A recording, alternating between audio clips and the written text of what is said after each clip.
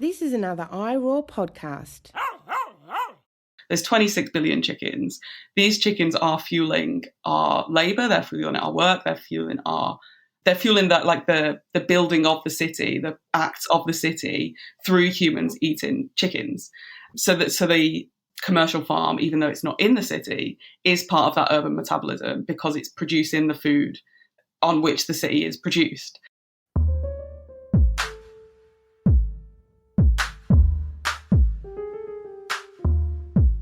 Welcome back to The Animal Turn, everyone. We are officially halfway through season 3. Yay! It's very, very exciting. I've so enjoyed speaking to everyone about urban animals, and I hope that this has been useful for you too. Before getting into the focus of today's episode, I just wanted to say once again, I'm sorry about the audio quality in the last episode. Unfortunately, it was nothing I could avoid. I did get some feedback that said it was really hard to listen to. I hope that you managed to listen to Kritika and get from the episode what you needed. I'm going to try and work on it a bit more and see if I can polish it up a bit, but hopefully you enjoyed that episode. In today's episode, I'm going to be speaking to Catherine Oliver, and luckily we had no sound issues this week. There's one or two instances where you're going to hear a chair being moved and stuff, but I think that that's understandable. So Catherine and I are going to be speaking about what is a really interesting and exciting concept, and that is urban metabolism.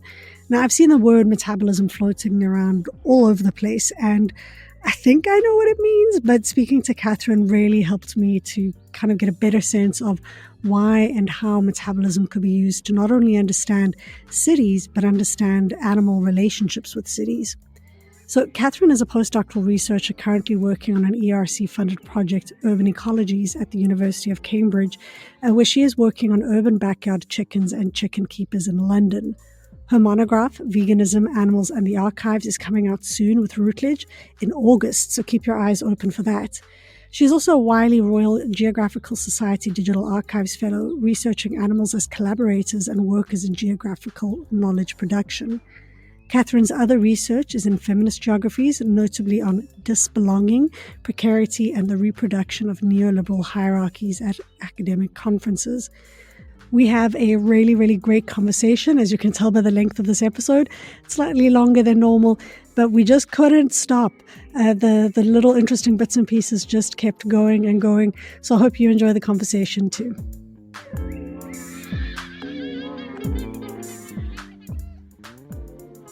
Hi, Catherine. Welcome to the Animal Turn podcast. Hi, thank you for having me. It's great to have you on the show. I've spent most of the morning reading some of your writing and yesterday brushing up on urban metabolism.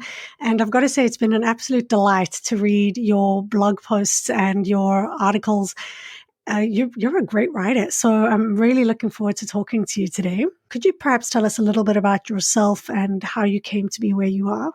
Huge question.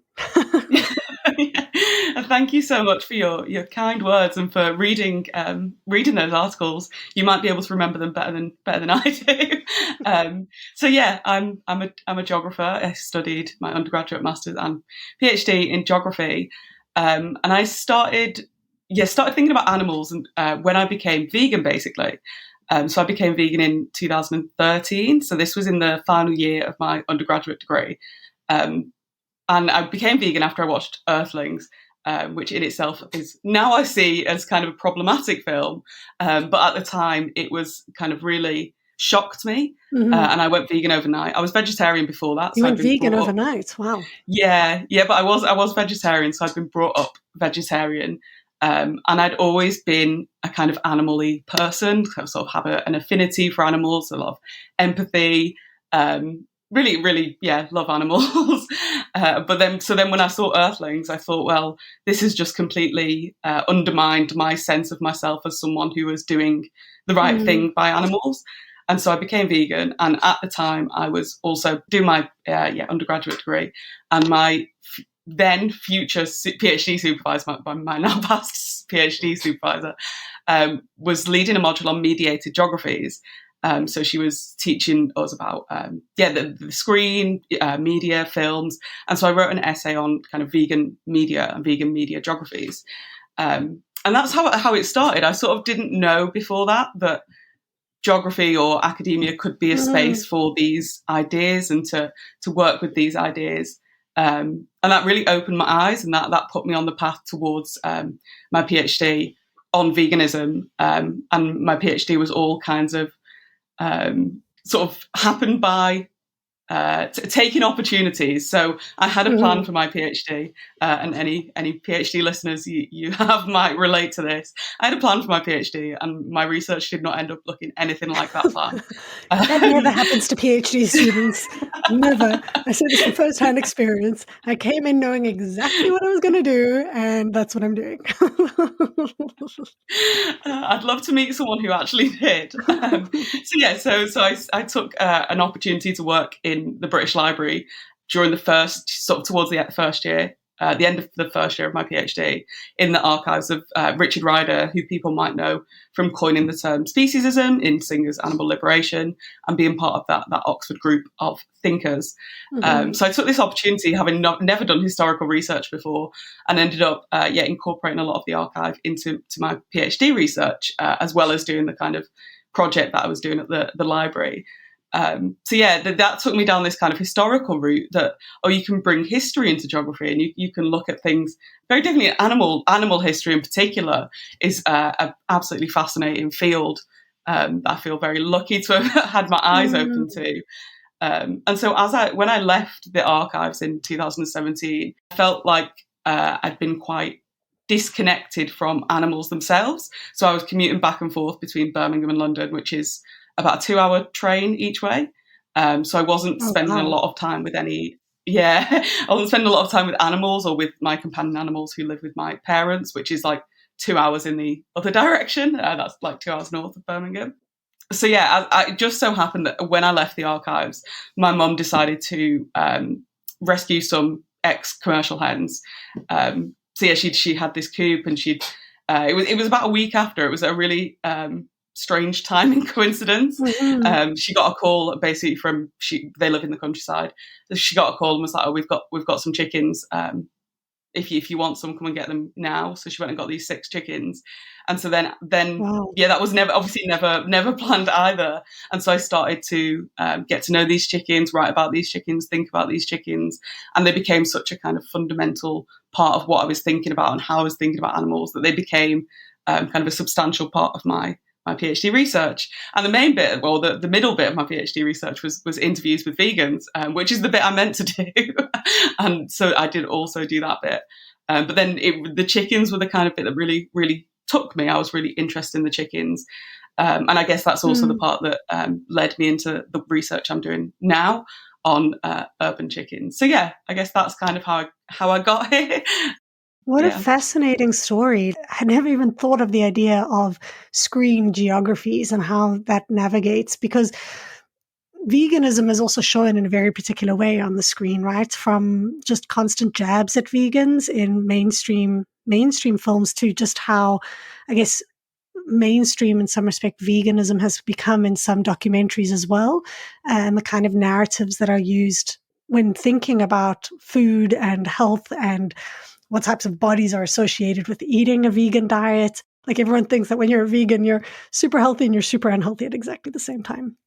That idea of having those kinds of representational ideas in your mind are really fascinating. I spoke to Paula Akari, and she kind of speaks about like epistemic invisibility and how these things are invisible in our minds. And I think the screen does something really profound to make them visible. So that you've got that as well as history kind of coming together, and the urban all together, kind of centering on chickens. And I'm thrilled that you're focused on chickens. In a previous episode as well, I spoke to Patrice Jones. We spoke about chickens as survivors, right? As animals who survive these spaces of commodification and industrialization, and how they're able to actually survive when they're found in spaces of sanctuaries. So the chickens that your mom got and brought home, were they industrial chickens? How does it work that someone just calls up your mom and says, hey, there are some chickens if you want them? Yeah, so she actually did it in quite a strange way, and not the typical way. So I can tell you the kind of typical way after I tell you how she did it. So I grew up in a kind of rural-ish area, and my parents moved further north in England into a pretty rural area. And so around there are these kind of down the road where she got them from, there's this barn, which is where basically the eggs are hatched and the chicks are fed until they're point of lay, which is like 16 to 18 weeks, I think. Might have to double check that. So they were basically bred to that point, and she'd been posting in the local Facebook groups basically to be like, does anyone know where I can get some chickens? Does anyone know where I can get some chickens? So yeah, someone basically just tipped her off that these chickens were going to be being moved, and so she got this call or message, I don't know, to say, oh, well, these chickens are going to be moved. So she just gets in the car and goes down there, and it's like, oh, can I have some of these chickens? Yeah, here you go, here's chickens. And I guess the farmer was sort of like, I don't know why you want these. Like they're on their way to a kind of commercial laying farm, but they're not that farmer. They're not worth that much money. So if my mum's going to pay him a like £10, £15, that's more than he's going to get in the selling them to the like laying farm, if you see what I mean. And so this isn't a typical way that people do it. This was just a kind of happenstance way that she was asking around and was basically tipped off and went and got them. So usually the way that people get ex-commercial or industrial hens is through big rehoming organisations. So there's a couple of these in the UK, and they basically rehome like 60,000 chickens a year or something. Wow. And they have networks with farmers themselves to buy off them at the end of their productive life. So at about 18 months, chickens, like commercial chickens laying, starts to go down. So it goes from, say, once a day to every other day. And so their productivity isn't profitable anymore. And so usually, if they weren't rehomed, these hens would be sent off to be kind of killed and ground up and used for things like chicken nuggets, pet food. Recently, they've started experimenting using these chickens as biofuel. So I don't really know the ins and outs of it, but this is one of the other uses of ground spent hen. So instead of doing that, the farmers can work with the rehoming organisation who collects the hens, take them to various points around the country, and then people reserve hens and pay a small donation to cover like the transport costs and things to rehome these ex-commercial hens. And the hens, of course, will still lay. They'll still lay an egg. Pretty much, lots of them still lay every day for a significant amount of time. But that's the tipping point when it starts to go down. And so it's much cheaper in that kind of commercial industry to replace the hens than to take that dip in productivity. Why would the farmers donate? Are they donating, or are these rehoming organizations purchasing the hens from them? Like surely in selling the hens to be rendered for pet food or for chicken nuggets, they're making money still, right? Like every bit of the chicken's body is being used for profit. So what is in the farmers' interests to give it to these rehoming organizations? So they pay them. So the donation that people rehoming the hens goes to cover the cost of the farm. So they buy them off them, I assume, I'm not sure, for more than they would get for selling them to pet food. And I think it also allows the farmers to have a kind of, we don't, their argument might be they don't necessarily want to send chickens off to be made into pet food, but they don't have a choice because of the kind of pressures of that churn, that desire for cheap food, that desire for cheap nature, that desire to keep productivity up, that farmers don't necessarily have a choice in that and a choice in what they do. And so they become part of this other network that, disrupts the kind of metabolic flow. So that's kind of the work I'm doing at the moment, is to understand those flows. And so I'm less kind of interested in that specific bit. I'm more interested in what happens after they're rehomed. But I do also think, why are farmers doing that? Is there? Yeah. And I think it is mainly the money. And I don't think that, I assume they don't necessarily want to send the chickens off to be ground up into pet food. and I don't think they're getting a lot of money for that. I mean, I know they're not getting a lot of money for that at all. It is that kind of that Catherine Gillespie's idea of eking capital out of their bodies. Yeah. I was actually, so this is an alternative. Even when you said earlier just how much was being paid for a single chicken, what did you say, 10 pounds or something? My mind jumped back to, Catherine Gillespie's Cow with ear tag 1389, with just thinking about how, economic value and a life are, as long as I guess my brain is if someone would have paid 10 pounds for me or for a child or for someone, we would be startled, right? Because there's life, there's something going on there. But the idea of paying 10 pounds for a chicken just seems normal. This isn't the cost. Like, that's the cost that my mum paid him. She gave him like £10 per chicken, but the chicken is actually worth like 12 pence or something in the industrial. Pence. Yeah, so it's something really. And so that's at the time. When we got the chickens, this was 2017. I don't know what it'd be now, if it'd be more or less. But each of those chickens, an egg-laying chicken, was about 12 to 14 pence. That's their kind of economic value, which is just unbelievable. I mean, I guess when you're thinking of the scales of production, right? You're thinking of just how many animals are going in and how many animals are going out. So I think you had written, I think it was you in one of your papers where you had noted that 70% of bird biomass in the world are chickens. So just the weight of all the birds in the world combined, all the birds. And I mean, there are so many different species of birds, everything from a hummingbird to a heron, and 70% of that variety are chickens. I mean, that's just staggering. So when you think of that number and you think of how many birds that must entail, then how could chickens ever be expensive, I suppose? I know that chickens are the most slaughtered land animal, but I had no idea just how many chickens there were in the world, really. Yeah, I think there's something like 26, this is from 2019, it's like 25.9, 26 billion chickens alive at any one time. And so that doesn't, when I saw that number, I was like, that's so many chickens. But of course, every day, millions of those chickens are being killed, and it's continually. So how much, like, if you think about also that kind of flesh, the dead chicken flesh, there's just so many chickens, and it's just feeds into, well, why do people not see chickens as a bird, which is something I've been kind of thinking about the last couple of weeks. Is it because there's just so many of them? Yeah. Like, they're just so ubiquitous, so mundane, that people just don't see them as a bird, as an animal. Well, they see them as a commodity, right?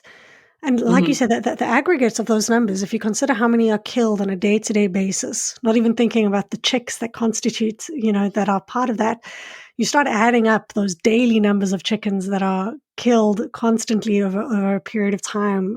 It is just staggering, those numbers. But something you've brought up now, you mentioned that you're focusing in on metabolic processes, and today we're going to be speaking a bit about urban metabolism.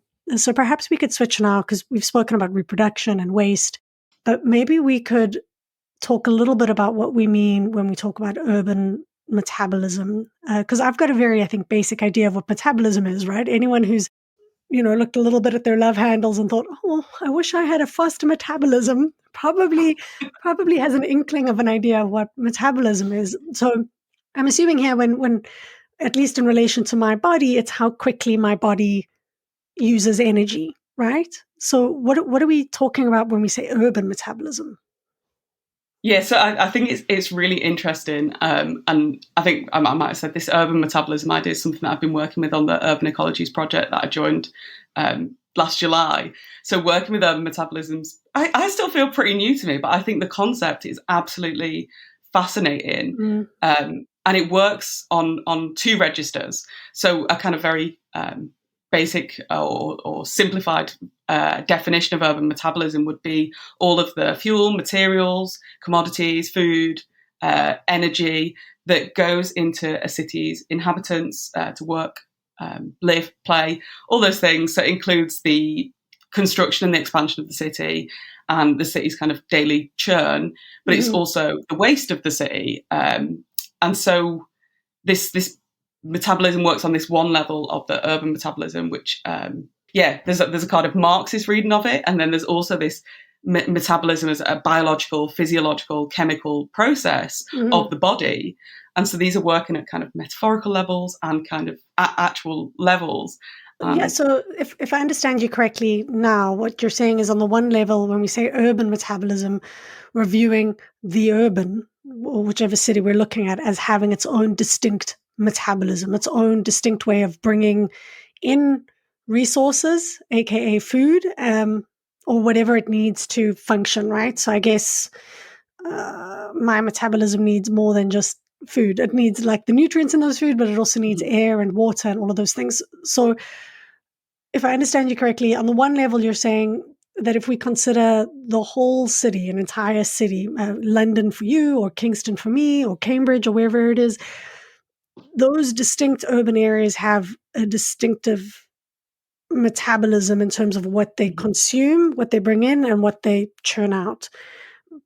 But at a different level, the individuals and the groups within there also have bodies that contribute to that. So my body exists within Kingston. I've got metabolic processes that are part of. Is that how those scales are working? Yeah, I think so. So urban metabolism problems are things like water supply, sewage, the air. Traditionally, those are the kind of traditional urban metabolism problems.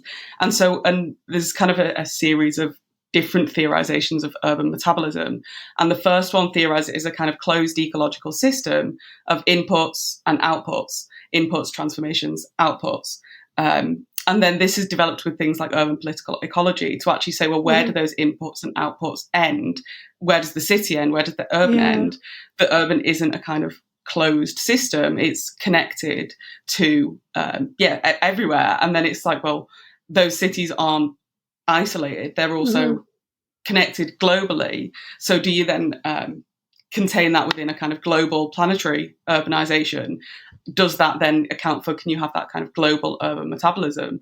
But now as we see things like shooting waste into space, those borders of where the planet ends are ever expanding. So on the one hand, there's this urban metabolism that tries to see inputs, transformation, outputs, and measure what a city needs, what a city's using.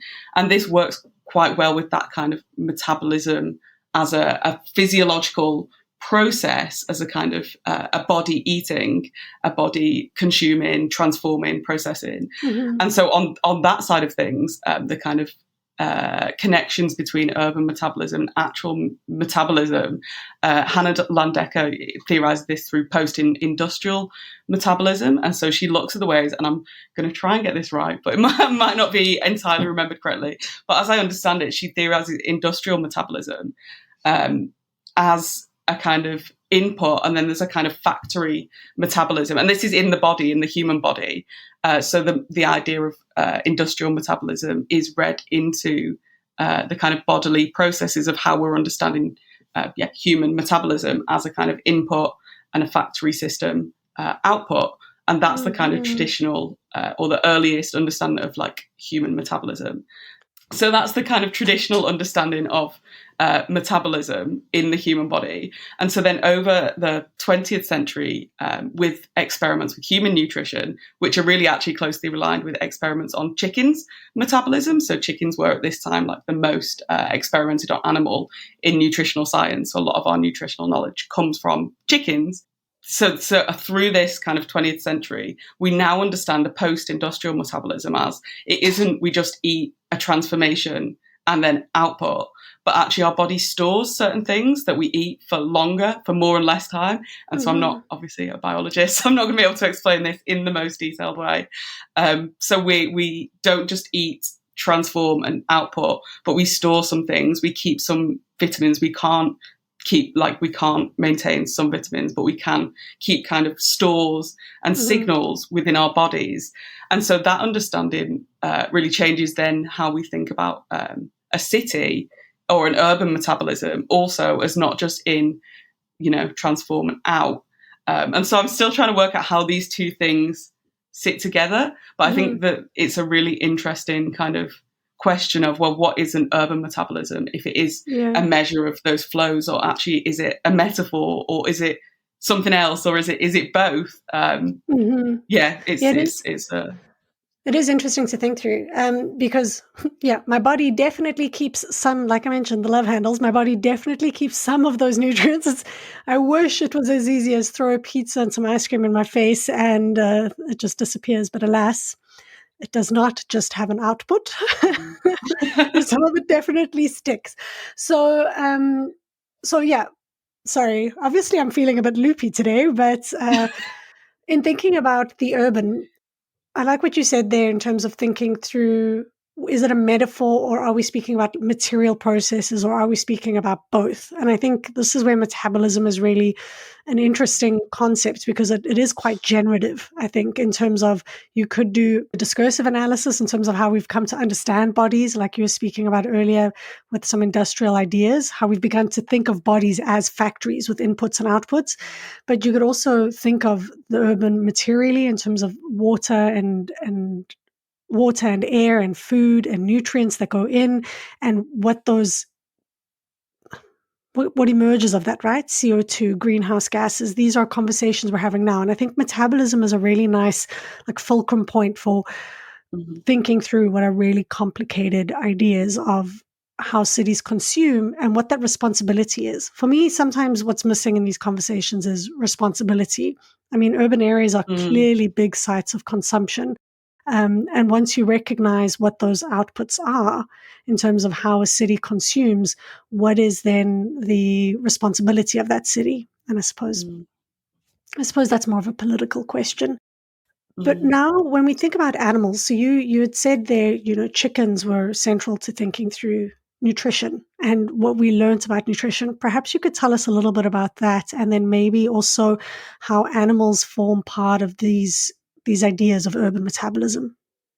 Yeah, totally. So I guess the bit I missed there is the kind of Marxist idea of metabolic rift in understanding urban metabolism, and especially in urban political ecology. And this metabolic rift is basically a separation of humanity from nature.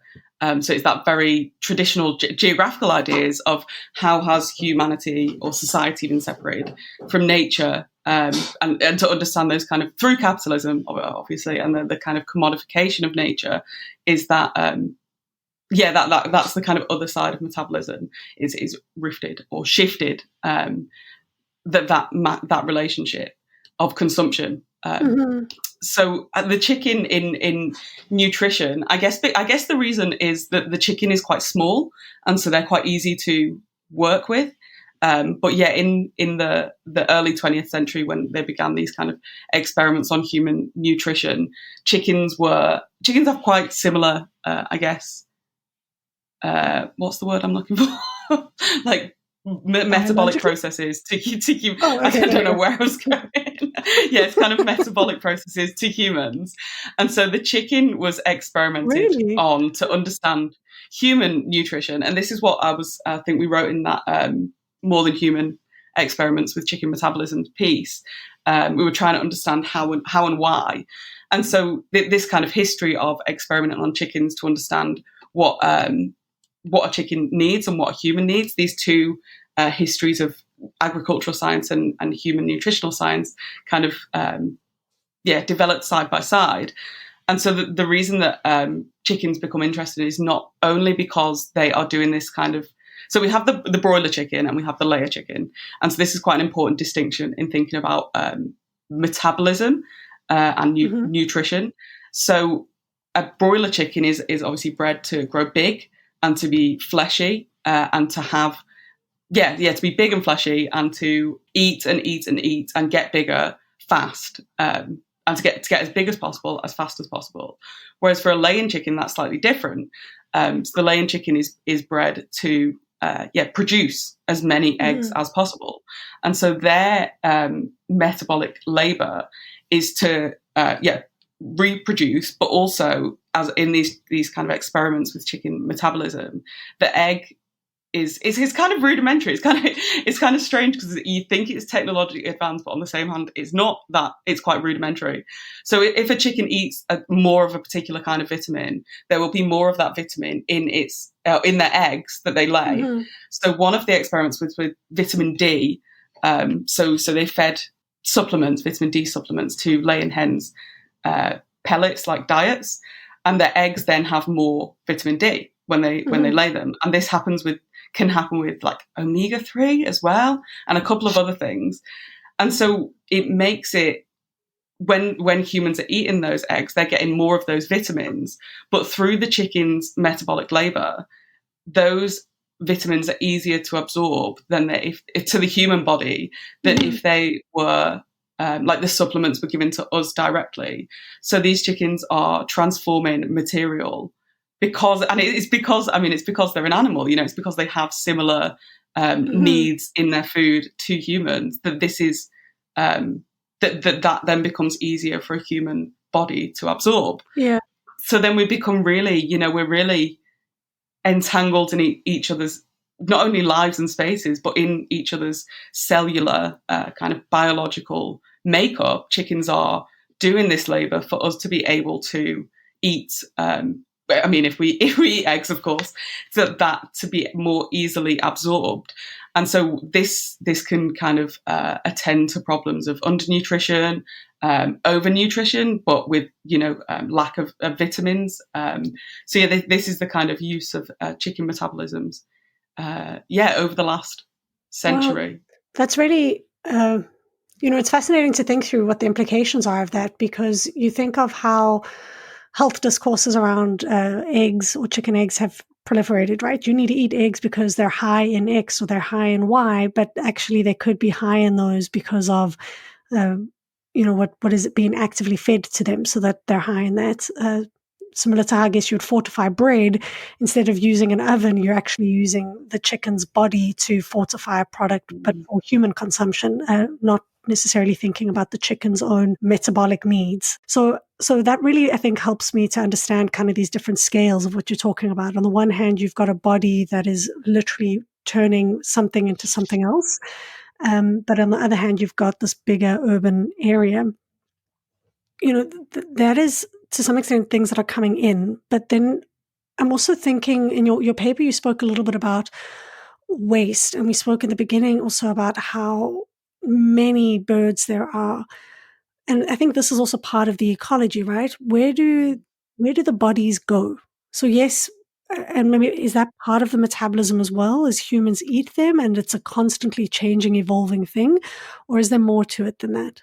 Totally. Yeah, the waste is totally part of the kind of urban metabolism of the city. So it's figured into those. So as a kind of inter or transdisciplinary idea in a kind of material systems flow urban metabolism, waste is factored into that metabolism of the city. So the metabolism is what goes in, what are the processes and flows, and also what comes out, and then where does that kind of come back in. And so one of the ways that I've found this quite interesting is how this idea of a closed circular system, like this is what we're told is that they're so efficient, commercial chicken farming is so efficient that everything goes back in.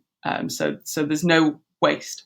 Well, of course there is waste. So the idea that chickens, even if they're not being rehomed, so the chicken is one of the, it's like the most fastest growing meat across the world. There's 26 billion chickens. These chickens are fueling our labor, they're fueling our work, they're fueling that, like the building of the city, the acts of the city through humans eating chickens. So the commercial farm, even though it's not in the city, is part of that urban metabolism because it's producing the food that on which the city is produced. And so the waste from this city, if it's redirected into chicken nuggets or whatever, becomes this circular or efficient economy. But this then ignores all of the kind of pollution of the chicken farm, the air pollution, the ammonia, the all the kind of other they're not material. It's not tangible, it's not material. You can't see that, but of course it's there. And so then you have also this the prediction basically that avian farms are reservoirs for pathogens. So the next pandemic will be coming from a chicken farm. They think, it'll be that kind of avian flu, but you can't see these things because all you can see is, that waste is the chicken bodies. And that's the kind of the easiest bit to sell. Oh, well, we redirect that comes back in. Yeah. That becomes ground spent hen, which is used for all these, various things. So the chicken's body itself is being used to sustain the metabolic processes of humans who are, in effect, reliant on and living in cities. But at the same time, it's simple, I guess it's too simple to stop the process there, to say that that's where the metabolic process ends, right? A human eats a chicken and finished. Mm-hmm. No, there's more to the making of the chickens in terms of where they are, but also what's produced.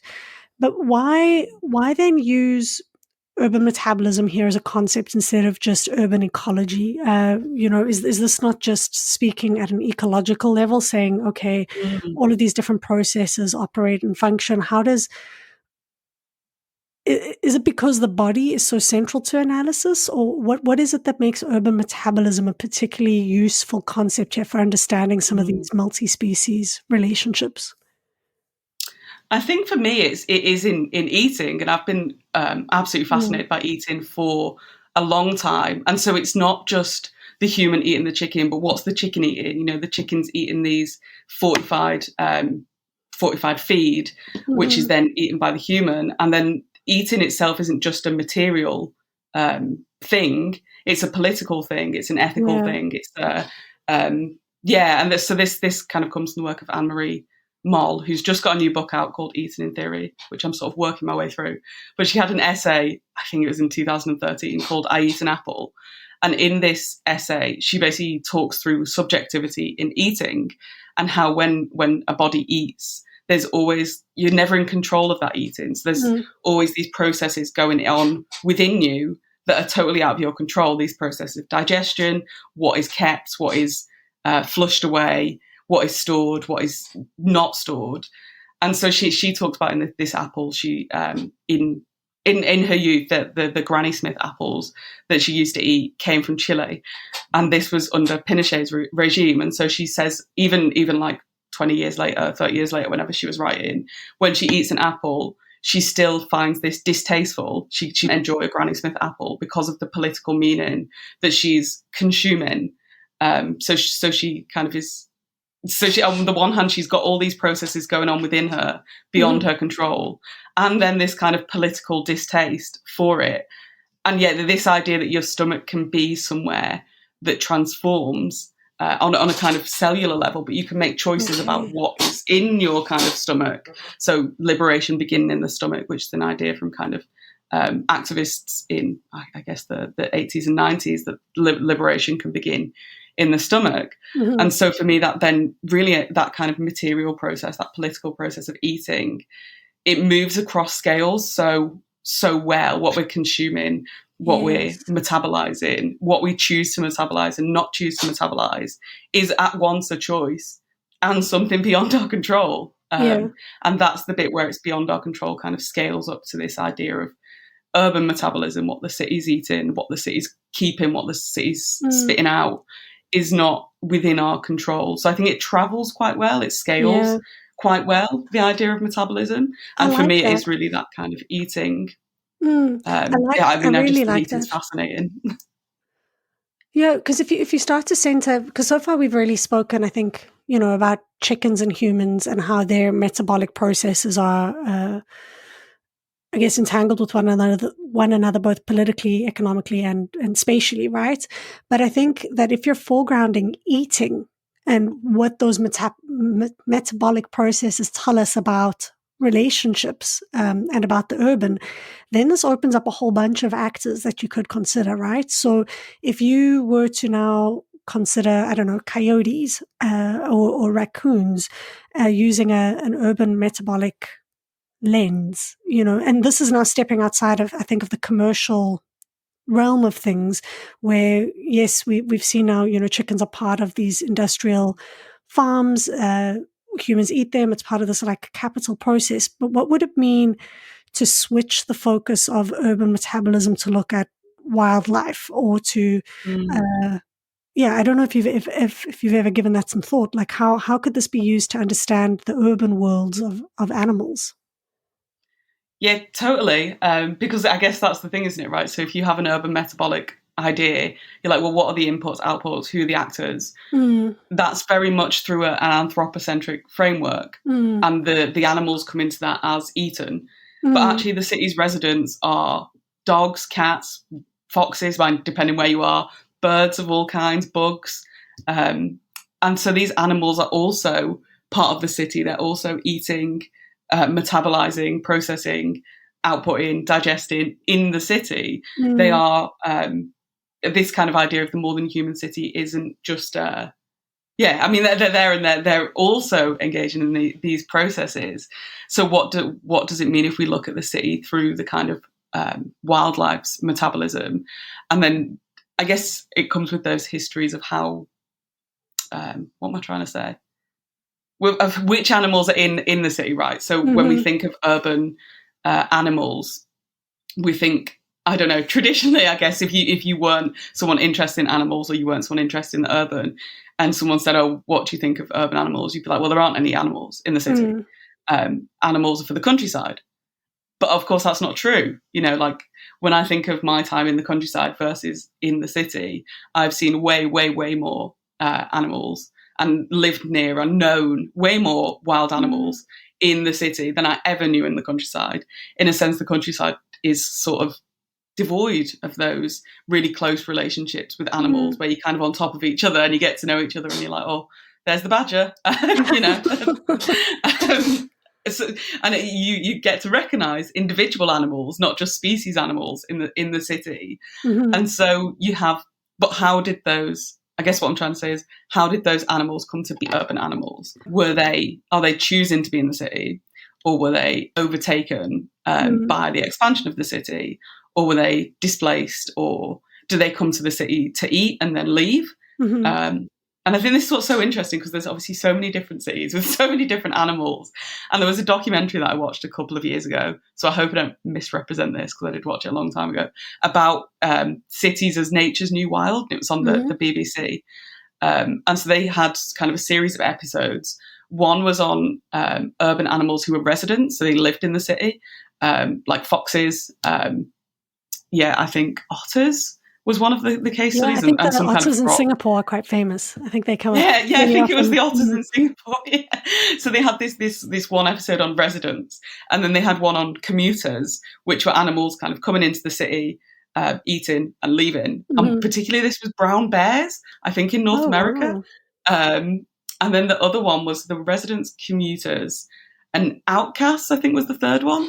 And so this is animals who live kind of on the outskirts of the city, and they kind of just stay in that periphery. And I think that might have been like dolphins was in that episode, and I can't remember where, but it was really interesting. And so when we think of urban animals or the city expanding, it's if killing animals, like Nigel Thrift's got a new book out on killer cities, and how cities are built on the kind of violent, the deaths of animals, the howling cries of animals or something. I think him and Ashermin say in one of their cities books. But actually, the city is also a kind of a playground of new ways of living, and a playground of kind of how humans and animals might live together in the future. And so over the last few weeks, I've just been, just for my own kind of understanding of how I got here, I've been writing a kind of love letter to the urban animals that I've known. And so this started when I grew up, like I said, in the countryside, and I moved to Birmingham, which is like the second biggest city in the UK, in 2011, like 10 years ago, for my first my undergraduate degree. And my like, this sounds a bit like I was really lonely and sad, and I was a bit lonely and sad for reasons. But one of my closest friends was this badger, and so I did have human friends as well. But I didn't particularly enjoy my undergraduate degree. I was very like a fish out of water, I suppose, for an animal analogy. I didn't really fit in with the kind of people that were at that university and the kind of people that I lived with in the student halls. So this badger became my friend. And I used to stand outside at night, and the badger would come and visit and kind of walk through, and he lived kind of behind the student halls that I lived in. And this badger would come through, and he'd sit with me for a bit, and if I was lonely, I'd talk to the badger. I'd be like, hey, what are you up to? And then I'd watch him kind of eat some stuff, and then kind of lollipop. I love this badger. I still love this badger. But I'd grown up in the countryside, which is traditionally where badgers, there's very few urban badgers in the UK. In fact, there's like these ones in Birmingham and some in Bristol. And so I was so lucky. I'd never seen a badger before alive. I'd seen many dead badgers. And this badger kind of welcomed me to the city. I'd never lived in the city before. It was so scary for me. It was such a big city as well. And looking back now, like having lived in Birmingham for 10 years, it now seems like a tiny city. But this badger welcomed me to the city. It was my friend. Mm. And then over the years, other animals, when I was having a tough time in the city, became my friends. There was a fox that used to sleep in the garden of my house a few years later. When I was having a bit of a rough time, I'd just go, and sometimes this fox would just go and sit there. And we'd talk. A few years after that, there was, I lived in like a top floor of a block of flats, and on the roof opposite, gulls nested. And so it was another lonely time in my life during my PhD. And I got to watch these gulls nest and kind of grow up really close. I mean, they were right by me. And it's not a sight in the city that I think people see or think of, is these nesting birds. And in Birmingham, there's also these peregrine falcons that nest in one of the towers. Well, it is just, it's really interesting what you say, is how many intimate relationships you can have with animals in the city versus outside of the city, because we have kind of created, and I think I read it about a week or two ago, we've kind of created this idea of, an out there where animals are really prolific and they're abundant. And increasingly, coming back to what you were saying about like screens and screen representations, there are increasing calls for, nature documentaries to actually represent this a bit more clearly. That kind of the idea of an idyllic, untouched nature where wildlife is abundant and there are no fences and roads on which they are dying is actually dishonest media that's not really showing kind of these relationships. And of course, a lot of what's out there or out of the city is actually farmland, right? That's used to sustain the city. So to come back to these metabolic processes, and a lot of that farmland in, certainly here in North America is monocrop culture, right? Singular foods that are being oftentimes used to feed the animals that we are eating. So yeah, really, and in those environments, certainly there are very few animals that are, guaranteed there are tons of animals running through the fields and in the trees. But you don't get that kind of sense of, out there are just animals everywhere. But when you walk down the street, if you open your eyes, as you've clearly done in your stories, whether it's a fox or a badger, how lucky, or a gull or a pigeon or, a rat or a dog or whatever it is, or whoever it is you see in the city, there are abundant animals in the cities. And I think, you spoke about, the political nature of eating, that it's political. And I think it becomes really interesting when we start to think about that in terms of animals as well. What emerges when I start to say, okay, what does the act of hanging a bird feeder mean? So I'm supplying food to a bird. Or specific birds are flying to this specific city to eat. What does that mean? At what point is this ecology, or how do I use urban metabolism and the ways in which they eat? Because this is what you said, right? How do I use their eating as a way in which to understand their preferences and their choices and why they're in the city in the first place? Really important, I think. I think this is a slight tangent, but you've just set me to thinking. We live certainly people of kind of my age bracket live very precarious lives in the city, and so we rent. We don't own houses. We're at the kind of whim of landlords and the whim of the market to be able to afford to live. So when I lived in a flat, I didn't have as much space. And so when I then moved to a house, I did feed the birds and I welcomed them in kind of intentionally to eat there. And in the flat, I guess that the animals were welcomed through the waste, but not intentionally welcomed. So animals like rats would be attracted to the waste in the city, and foxes. I quite often saw a fox bin diving like on the road opposite. And so we have, like when I lived in Birmingham, then feeding the birds and inviting the birds and speaking to the cats and speaking to the animals that visited and that I was choosing or inviting to be part of my community, there's always a kind of temporal stop on that, which is for people who are precarious, for people who, and a lot of this kind of was through the times of the pandemic. We had more time, or I had more time, not everyone had more time, to feed the birds, to wait for the birds, to look at what they were doing, to look at the other animals, to like plant flowers for the bees to eat. Yeah. Is pollination eating? I guess so. Certainly. Well, it's part of their metabolic processes, right? They're collecting their resources. Yeah, yeah. But this kind of the urban space is not a space that many people can afford to be in the UK, certainly, with the kind of housing market. Younger people, poorer people, precariously employed people, all of this within a kind of a neoliberalizing capitalist ideology. So then we build these communities, but we can't stay in them. So we build these human and more than human communities, but we can't stay in them. We're at the whims of kind of landlords to allow us to stay in them. And so I know in one or two episodes you were talking about the right to the more than human right to the city. But actually, do we have a right to that more than human city? Do we have a right to building lasting communities where we do nourish one another across human and animal? And whether that comes through that act of, I think people feed animals a lot as a kind of community act, a kind of political community act, which I guess it's the thing we know about animals. We know they like to eat. So when you put out a bird figure, it's a kind of political. And so it's that first move in building a more than human community.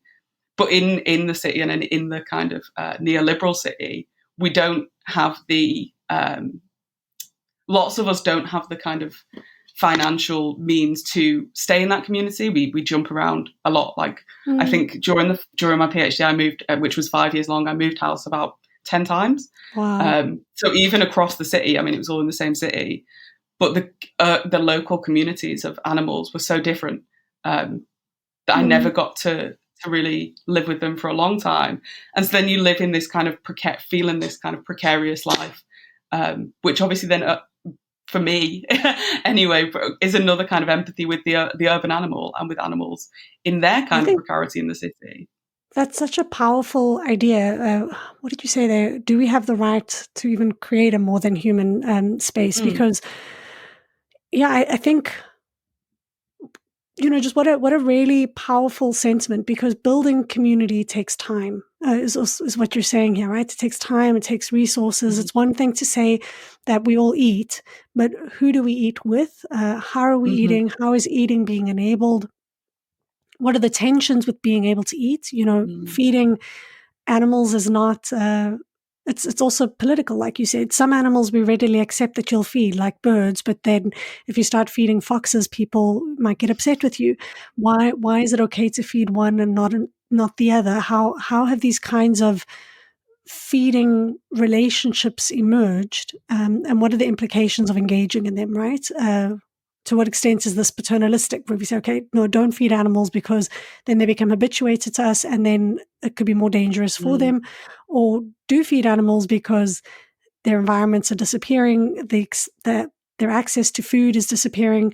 To what extent should we close or not close off our waste when it forms part of the diets of a variety of animals, and also increases their cholesterol, right? The fact that squirrels are dying of high cholesterol is just profound. But what you say there about kind of the tenuousness, the which communities have the luxury of sitting and contemplating these multi-species relationships, and I don't think that's to necessarily disavow. I think there are a lot of communities who are transient, but who have managed to build really. In a couple of episodes, we've spoken about the significance of street dogs, particularly in Indian cities, and how street dogs have formed their own relationships with particular people, but not centered around food. And I think that this is where urban metabolism is really fascinating, is what happens when we start to center food, not just for humans, but for a variety of animals. And when we speak about veganism, to come all the way back to the beginning of the episode, we're speaking about human food choices, which is political, certainly, and it has massive implications ecologically in terms of the outputs of the city and the inputs of the city, 100%. But what happens when we also start to center the eating needs of animals and the diversity they need in the variety of spaces? What trees get planted? What spaces get left alone and not bulldozed because it's a feeding ground or whatever it is? Yeah, it's really interesting. Before I switch to your quote, I thought in the beginning of the episode, you kind of hinted at the significance of zoonosis in thinking through urban metabolism and some of these relationships. And I know that you've written now a little bit about chickens and the pandemic and kind of how this is being used to recreate urban imaginaries, and that maybe through thinking through food, we can reimagine the world differently. Could you perhaps tell us just a little bit about that work and what you've found? Yeah, totally. So part of my work here on the Urban Ecologies Project is with rehomed chickens. And so urban, what would you call it, backyard chicken keeping has been on the rise in the UK and North America for at least 10, 15 years. And so there's a kind of big study in 2000, or an important paper in 2012 on the kind of rise in urban chicken keeping, but relatively there's not a huge amount of work on like that backyard chicken keeping from a kind of urban perspective. There's lots of work on chickens as kind of reservoirs of disease and industrial chickens and all those things. So during the COVID-19 pandemic, in the first lockdown in the UK, which was kind of end of March, I think, 2020, there was like a huge surge in people buying chickens for their backyards and buying or rehoming chickens through the organisations that I talked about a little bit before. So there was huge demand for chickens. And so the reason that there was a demand for chickens was, on the one hand, lots of people who'd thought kind of, I'd like some chickens, now had the time. They were furloughed or they were working from home. So they had the time to get some chickens. But they also, the other reason was that people thought they would have, so we had we didn't have supermarket shortages in the UK, but we had stockpiling. So there was a threat of shortages of food that was never realised. There weren't actually shortages of food, but because people kind of thought there might be, they stockpiled food and kind of hoarded food from the supermarkets. And so the supermarket shelves were empty. There was nothing in the supermarket shelves. And so people thought, if we get chickens, they lay an egg every day. And so we'll have a fresh supply of eggs to eat. And I guess people who might not have had chickens before, I don't know, there's not if you have 2 chickens, you're getting 2 eggs a day maximum. You're not getting like a 6-pack of eggs a day maximum. So yeah, during COVID-19, people took to urban chicken keeping in huge numbers. People really sort of saw it as an opportunity, I suppose, to live with animals in different ways, to live with chickens in different ways in the city. And that kind of fundamentally reshapes the city as a space for chickens or not for chickens. And this is sort of done in that vision of the good life. This kind of, we're bringing chickens into our space. We're bringing a bit of country into the city. We can have the best of both worlds. But at the same time as this, which I think I write in the paper, I've not actually read it for a couple of months. But at the same time as this, chicken processing workers in slaughterhouses across North America, Europe, and the UK were being put basically in huge amounts of risk of getting COVID-19. There was very little protection. There was no PPE. There was no, there was no support for slaughterhouse workers, processed plant workers during those initial. Still not. And I think it's the kind of the backyard chicken can't exist without the slaughterhouse. These two things are in relation. Certainly, the rehomed chicken does not exist without the kind of industrial chicken farming. Exactly. Yeah. So these slaughterhouse workers were, and I think I talk about a bit in the paper, these chicken processing plant workers, their bosses were like taking bets on how many people would get sick with COVID-19. They had like a I don't know what you call it, whip round kind of bets on the lives of slaughterhouse workers. And so this is, in our activism, in our animal empathies, it does not stop at the animal, because look at who's being affected. We also have to have solidarity for these the processed plant workers that have been put on the firing line. They're not well paid. You wouldn't be doing that work unless you had to do that work. They're not well treated. They're not well paid. They're not. They weren't protected at all, and they are also seen as totally disposable as humans. And so I think the families of a couple of the workers who died of COVID-19 are taking a kind of a legal case against the managers of the big corporations. So this kind of chickens have a very close relationship to pandemics, and sometimes kind of zoonosis, and usually it's as a kind of reservoir of pathogens. But also in COVID-19, we had these two kind of other emerging ways that people saw this pandemic not as a reason to because of course this is a zoonotic disease, right? COVID-19, and you'd think, well, the logic would be, keep me away from the food animals. They're the ones causing this, in quotation marks.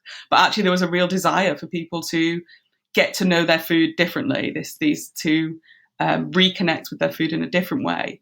And then on the other hand, the kind of the dirty workers were put in the firing line. They were never essential workers in the same way that other industries were essential workers. But of course, they were essential workers to keep food. Yeah, I mean, the biggest outbreak in Canada was at a meat packing factory, and not just in Canada. I think it was in North America. North of 1,500 people. The massive at one factory, which is just to say, our bodies, pathogens can pass between our bodies, right? And like you said, chickens are vectors for disease, but they're not really, as you're pointing to. It's not that they are in and of themselves. It's the conditions at which they're expected to work, to be, to eat, to produce, the massive expectations on their bodies, so that consumerism can continue, capitalism can continue, and as you pointed to earlier, the urban can continue as long as the urban and those living within cities are demanding chicken. Even if we don't see where it comes from, chickens will be crammed into sheds, and other organisms will find a way to survive and thrive. But in terms of these backyard hens, I just think it's fascinating to just think through. We've got, like you said earlier, this imaginary that there are no animals in the urban, but actually there are many. And sometimes that imaginary extends to maybe some wild animals, but not necessarily to domestic food animals. But I can't remember the numbers you mentioned, but just the staggering numbers of chickens, and I think increasingly pigs, that are found in cities does make us start to question, what does this mean? Does this mean that slaughter is going to take place in the city again? Or is it taking place in the city again? What are the implications of that? What questions should we be asking? Is this really disrupting these bigger industries, or is it another avenue for generating profit? All really difficult questions, but I think urban metabolism does give us some, something to work with here. Like you said, if we center the politics of eating. Could we hear your quotes as we start to wrap up? It would be great to hear what you've got for us. Yeah, so I've got two quotes that kind of, one speaks to the kind of urban or bigger metabolism, and one speaks to the chicken. So the first one is from Jason Moore in his article Metabolic Rift or Metabolic Shift. And this is just like one line that I think really sums up, I think, a lot of the things we've talked about. So he writes, "Metabolisms are always geographical. Capitalist relations move through, not upon space, which is to say through and not upon nature as a whole." So that's the first one. And the second one is about chickens, and this is from Les Beldo in his paper Metabolic Labor, Broiler Chickens and the Exploitation of Vitality. And this one's longer. So chickens labour at both the macrobiological and microbiological levels by eating, rooting and laying eggs on one hand, and by metabolizing feed into eggs or animal flesh protein on the other. they have the additional burden of enduring their own metabolic labor, of constantly feeling the effects of the cellular processes within them that generate eggs at the rate demanded by capital. For a layer hen, this means producing and laying as much as one egg per day and experiencing its adverse effects. Yeah. Yeah, I mean, we didn't even speak about that really. Just what do these processes mean for the chicken themselves? Wow, those are great. You mentioned the metabolic rift earlier as well. Perhaps you could just explain it a bit more. So you said it's part of Marxian thinking. Maybe if you could just unpack that slightly for me so that I understand exactly what you're saying. Yeah, so the reason I chose that quote is to come back to this kind of bigger idea of metabolism not being just in the body. It's kind of scalable. So Marxian metabolic rift, and I hope I'm going to get this right. So we have thinkers like Jason Moore and John Bellamy Foster who are trying to use Marx's idea of metabolic rift to understand capitalism, nature, relations. And so in that quote, Jason Moore's moving from the idea of humanity and nature to humanity in nature. So there was this traditional idea that in environmental sociology in particular, that Marxism and environmentalism were at odds with one another, and that Marx wasn't interested in and I'm not a very well-trained Marxist theorist or anything, so if I get this wrong, that's someone can correct me, I guess. So there's this idea that Marxism and environmentalism were at odds. But actually, Marx had this theory of metabolic rift, which basically he said worked to separate human production from nature. But of course, everything that all the kind of human labor is working on nature and in nature to transform nature into commodities. So there isn't.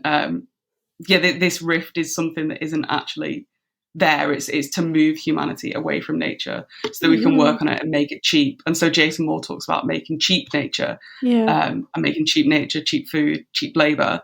So this rift, and actually this is something that's quite interesting to come back to veganism. So the metabolic rift is to separate humans from nature, humans from the soil. And a couple of years ago, I was doing some research in the Vegan Society's archives online, and you can access these online. They're pretty cool, actually, all their back issues of their publications.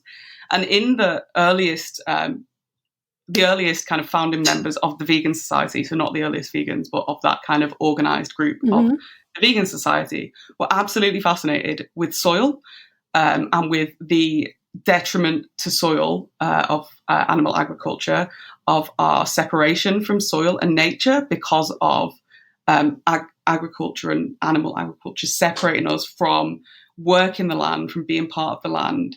There was this really interesting idea that I've not quite pieced together how it fits together, but these earliest vegans were really interested in soil quality, in self-sufficiency, and in similarly in returning to nature, and that nature we'd been separated from through animal agriculture, whereas I guess a Marxist would argue it was through capitalism that we'd been separated from nature. So this idea of society versus nature, human versus nature, is the kind of bread and butter of all or lots of geographical theory, and Moore shifts this into being humanity in nature. And what does that mean? If we are part of nature, we are in it. We're not just working on it.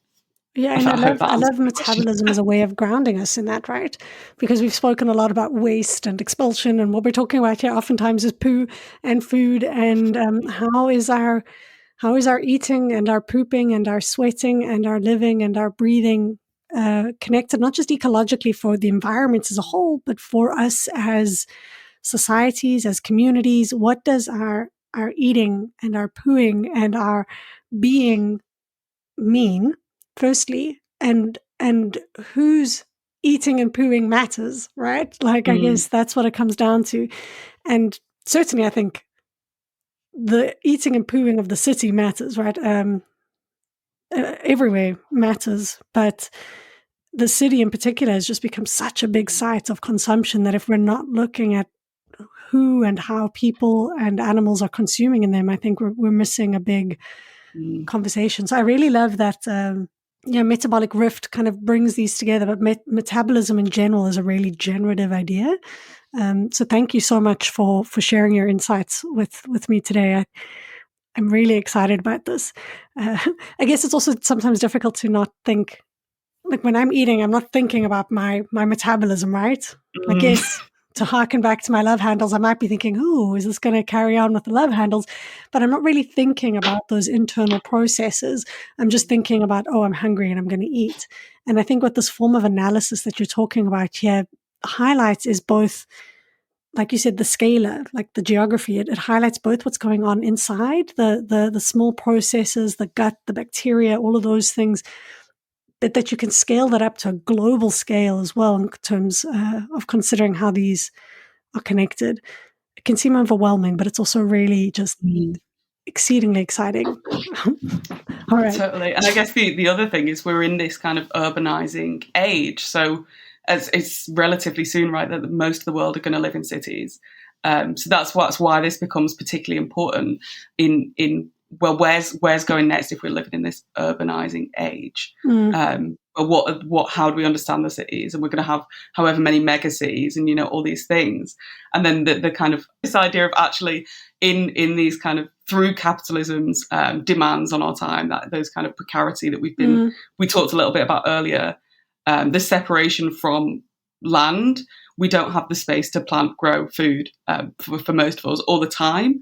And so there's also these questions of, well, how's that kind of capitalist churn of the city and of our lives separated us from eating? Like, why don't we think about eating in these ways? And it's because, for most of us, we just don't have the time. And when you see things like the lockdown banana breads and the lockdown sourdoughs, people had the time to get their hands into eating again, that we don't really have. Which opens another kind of set of questions around the city, but I'm not going to get into them now. No, I think it's so important. Like, I think for me, prior to becoming vegan, I don't think I really looked at anything. I didn't look at the back of a package. I didn't think about what I was eating.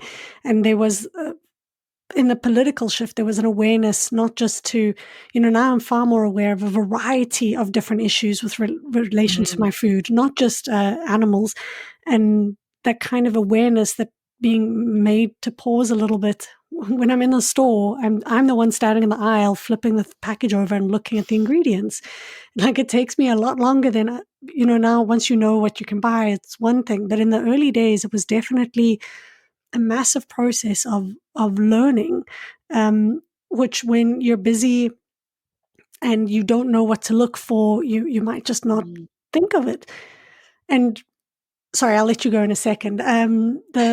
You made me think of something when you spoke about population, because I've been reading a lot about, obviously, the urban at the moment, and a lot of people are speaking, yes, okay, there has been a tipping point now where most of humanity currently lives in cities, and by 2050 it's going to be like a massive, the vast majority of humans are going to live in cities. But so often this is discussed as from a human-centered way, right? So cities are certainly where most humans are currently. But as you mentioned earlier, the number of chickens, the number of cows, there are other spaces and other areas of metabolism and consumption that need to be taken into consideration, right? Like you said, you can't consider the slaughterhouse you can't consider the backyard chicken without also thinking about the slaughterhouse. And I think the same thing goes for other animals. What happens if we start to consider where the concentration of other populations are? What emerges, right?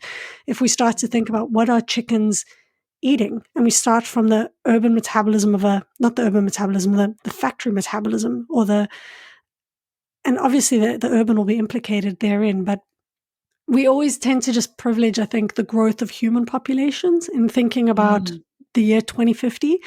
But what does 2050 mean for chicken populations or cow populations? Where do we project that to be for them and what they eat as well?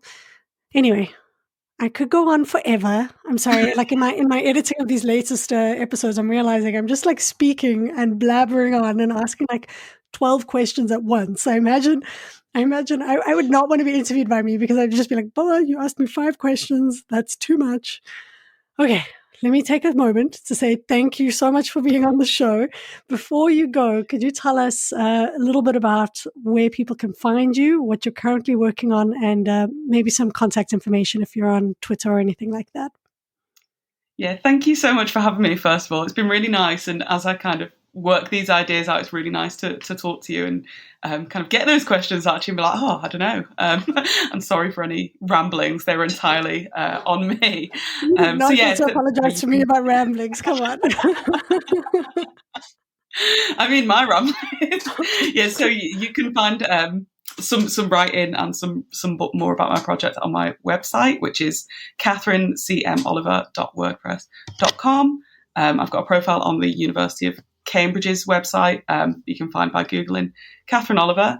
And you can follow me on Twitter at Katie, Katie, CM Oliver. And I'm on Instagram at Vegan Geographies. And I think that's all of the things that I'm on.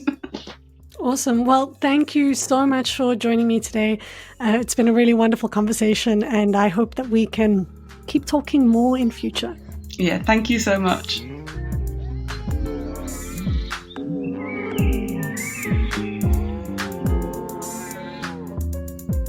A huge thank you to Catherine for being a fantastic guest. Now, in this episode's animal highlight, I was thinking, which animal should I focus on?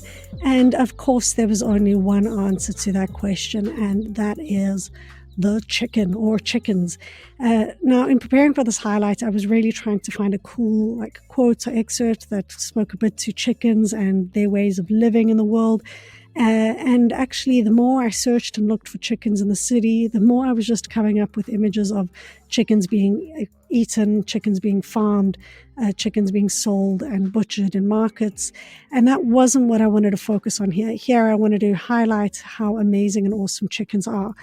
But I did come across this one pretty cool excerpt from Paul Auster's book, I Thought My Father Was God and Other True Tales from NPR's National Story Project, and it goes a little something like this. As I was walking down Staten Street early one Sunday morning, I saw a chicken a few yards ahead of me. I was walking faster than the chicken, so I gradually caught up. By the time we approached 18th Avenue, I was close behind. The chicken turned south on 18th. At the 4th house along, it turned at the walk, hopped up the front steps, and rapped sharply on the metal storm door with its beak. After a moment, the door opened, and the chicken went in. That's a reflection from Linda Elegant in Portland, Oregon. And I just love that little excerpt because it shows a dynamic relationship between someone behind that door and a chicken who is navigating their way through the city, which is just a really cool thing. And it shouldn't be that surprising. Chickens are really, really intelligent. They have extremely complex social lives. They can remember north of 100 individual faces. They see in full color. They have at least 24 different vocalizations. And this is possibly one of the coolest facts there is about chickens, and I hope it'll come in handy the next time you're at a dinner party.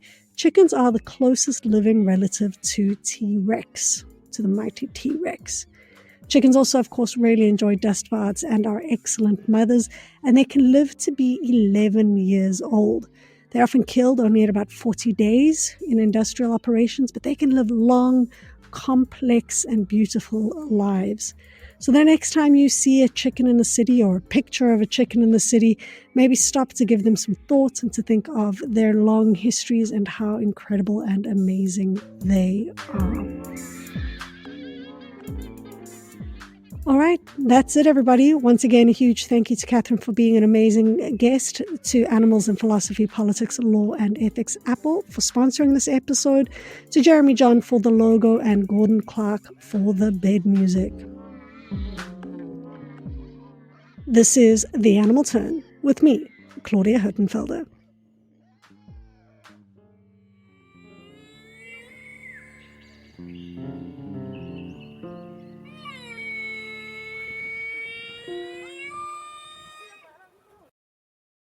For more great iRaw podcasts, visit irawpod.com. That's IROARPOD.com.